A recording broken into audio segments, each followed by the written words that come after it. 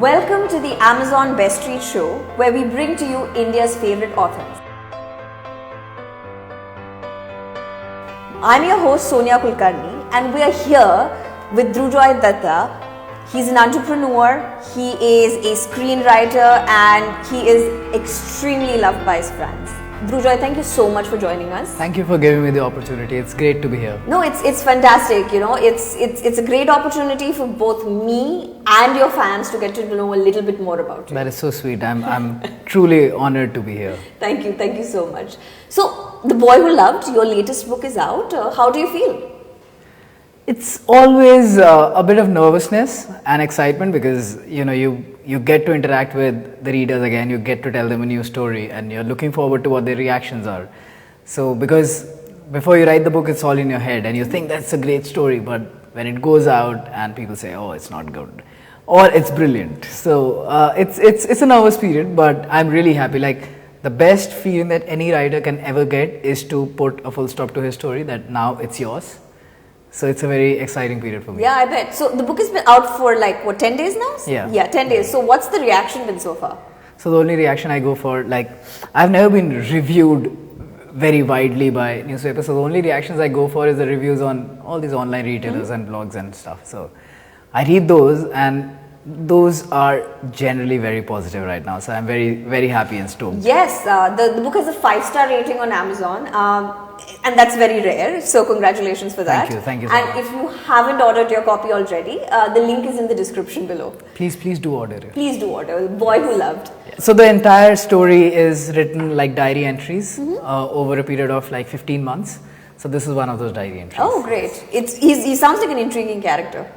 I hope so. That is what I'm counting on, because when the book started off, it was supposed to be 17 years and 17 books. The publisher told me that it's too ambitious. Let's start with 2. So the challenge was to make the main character who's writing the diary entry very interesting, because otherwise no one's going to read his diary. Right. So yes. So let's talk about your career a little bit. You started off as a novelist, and you're now a novelist and a screenwriter. How did that transition happen? Channel B was making this show in an engineering college where a girl goes to a mechanical engineering class, and what are the trials and tribulations that she faces. And being a mechanical engineer myself, I saw that there's this one girl in my class. So it was pretty much my story, but viewing from the outside. So they asked me whether I would be interested to write it. And before that, I did not know that television was written by writers. I was like, the director calls people and tells them, okay, you say this and you say this.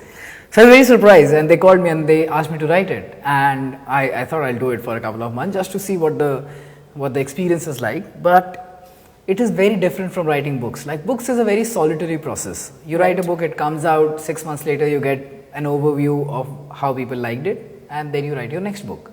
Television is very open medium. It's an open medium, and you get your feedback instantly. Instantaneously. Which means that you have to be very dynamic when it comes to changing your storylines. Right. And you can't really change your character, because that is what holds. Like in books, you have shorter graphs of characters where people change over a period of 1 year.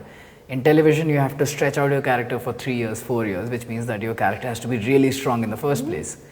So that was a challenge, and that is why I stuck to television for this long. Despite the quality that we put out in television, it is a very big challenge to get those TRPs, to get people engaged. A lot of people have told me, since the time you have started working in television, your books have become more engaging. So there's always something to learn from. So which format do you enjoy working with more? The television format, or sort of, your book writing? I like writing books more because there's no foundation on scale. If I write for something for television, the way it translates onto screen is decided by a lot of different factors. Who the director is, what is the production value, and other things. When I'm writing a book, I know that I can put any scale as possible. I can say that the earthquake happened and 50,000 buildings crumbled. Right. I can't write that for television. So I like the freedom that writing books give me. So you just spoke about how challenging it is to write for television, because you can't change the character, and the feedback is instantaneous. So are you saying that you find writing for television more challenging than, say, writing a book? It's I would not say it's more challenging. I would say that you have to be on your feet. When you're writing books, like, I think writers by nature are very lazy. So you can't make them work. But when you get writers into a visual medium, like writing for television, writing for movies, they expect you to be on your feet all the time. Like, you have to put out 5 episodes in a week. There's no way they're going to repeat an episode. So it just pushes you a little more, that you have to think of an alternative. If you write this, it's not possible production wise, you have to think of an alternative.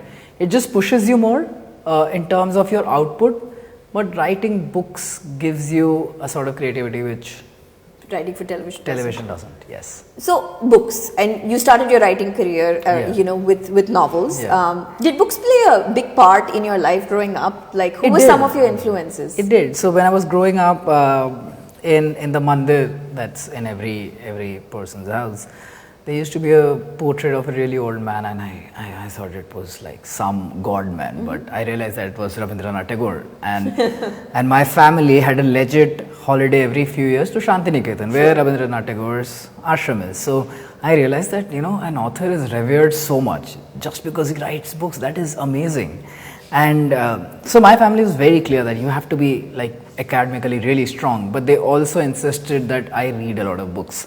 Earlier it sounded like an assignment, but then I got addicted to reading a lot. So I followed the usual pattern, reading Sweet Valley High and those books, then Enid Blyton, Ruskin Bond, Roald Dahl, going on to thrillers, very like John Grisham and stuff like that.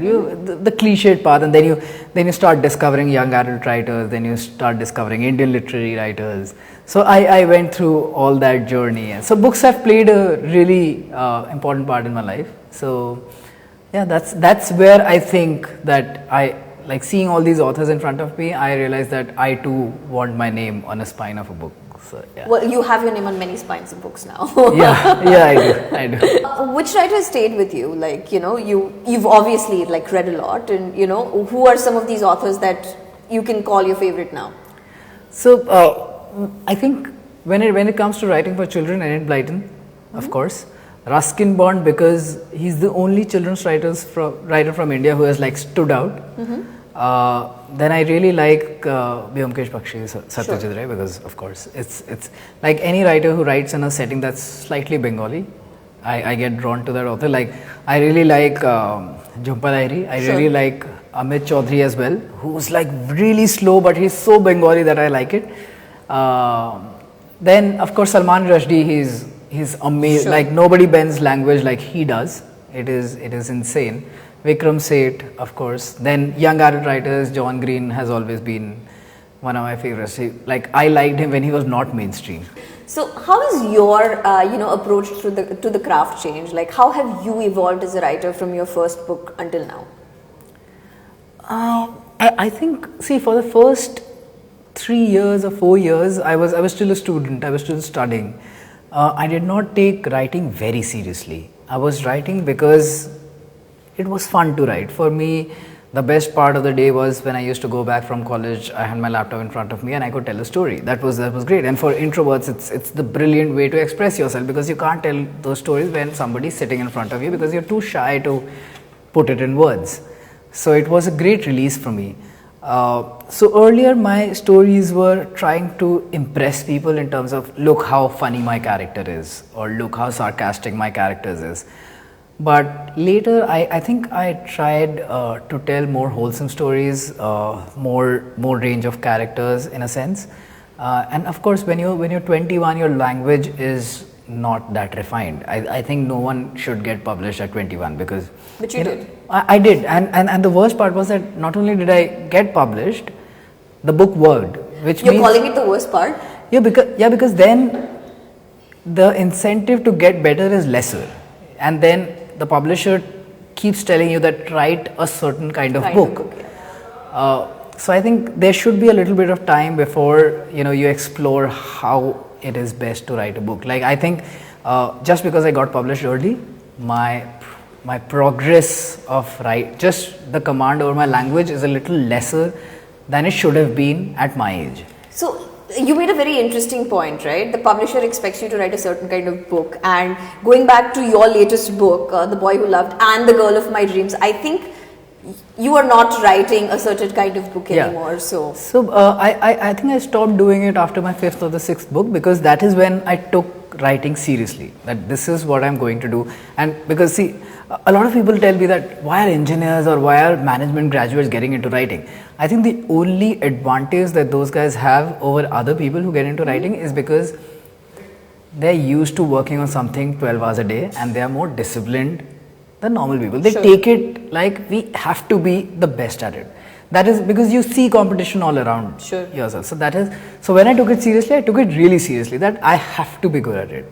So when that happened, I stopped giving a damn about what the publisher wants, or this is what the audience has been used to reading from me, and so I have to write in the same style or the same genre. So I left all that baggage behind, and I said I'll write what I would want to read. Yeah. Or read. Mainly read. The Boy Who Loved, while it is a romance, there are also elements of the thriller genre in it, and I think you started doing that more consciously since the last book. I think my books will always be in the romance section. Like even if the entire book is set in, I don't know, 1945 or whatever, if there's one page of a guy confessing his love to someone, it will be in romance section, because that's how I'm sold. If you ask me what the book is about, it's a family drama. Yes, what is the book about? It is basically set in 1999, where there's a boy who's starting to solidify his ideas on what is religion all about, and what should I follow, what are the ideas, what is nationalism, why should I feel that I'm a proud Indian and stuff like that. So it's basically religion, caste and all of these things, where he's making his formative ideas about these stuff, and then his brother falls in love with a Muslim girl, and what happens, and the family splinters in a certain way, and which side he should pick. It's not really a love story, but there is the backbone of a lot of books are love stories, because you need a mirror to the main protagonist, where he can talk to that person about whatever he's feeling. Sure. That is what the book is about. Let's talk about the research and the preparation that goes into writing your books. Like what do you do? So I think the first 4 or 5 books, they were very incident based. So everything that used to happen with me, with my friends, with people that I knew of, it was all in the book. So no research required there, because it was general slice of life, fun things that were happening to different people. But after that, I think I ran out of incidents to talk about. So I had to construct fictional characters from scratch. For that, I think when I'm writing a book, I read a lot of books around that genre, or around that story. So my research is all about reading other books, and just to see that if there's a story which is slightly similar to mine, how have they tackled it? Of course, it's a lot different, but at least you get an idea of how to craft your story. I think that's the biggest tool any writer can have is to read more books. I think that's really important. They say some of the best writers in the world are also the biggest readers. So, of course, because you can't craft your story unless you know that how others have crafted their story and how have they worked. Like, of course, you can't copy them, but you know that, okay, this is what works for me in the book. So I might just take some inspiration that this is how you tell a story. We are almost out of time. Durjoy, thank you so much for joining us. Thank you so much for having me. I hope you enjoyed our little chat. Yeah. Please invite me over again. Yes, we would love to have you over again. Thank you so much for watching the Amazon Best Reads show. And if you haven't purchased your copy already, it's ironic that I'm saying this. The link is in the description somewhere below. The Boy Who Loved is out, and also all his other books are out in the market as well. Thank you so much. Thank you.